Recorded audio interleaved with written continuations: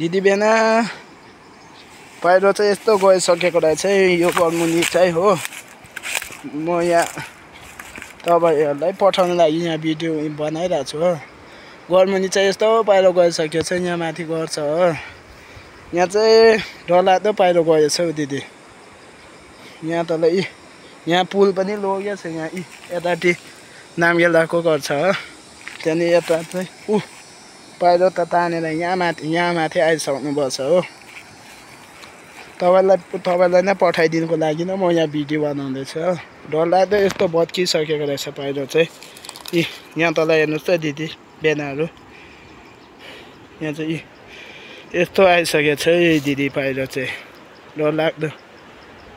अब 3-4 दिन जस्तो पानी आयो भने चाहिँ डरलाग्दो नै हुने रहेछ दिदी। यहाँ पहिरो यस्तो छ यहाँ भत्केर चाहिँ यतिको आइसक्यो हो। यहाँ हेर्नुस् त दिदी यता डरै लाग्दो पहिरो यहाँ तल हेर्नुस् त भत्केर डरै लाग्दो भइसक्यो। बिजुलीको तारहरू उतल हुनुहुन्छ दिदी। यहाँ माथि पल्लाटी पनि भत्केर आइसक्यो डरलाग्दो भइसक्यो।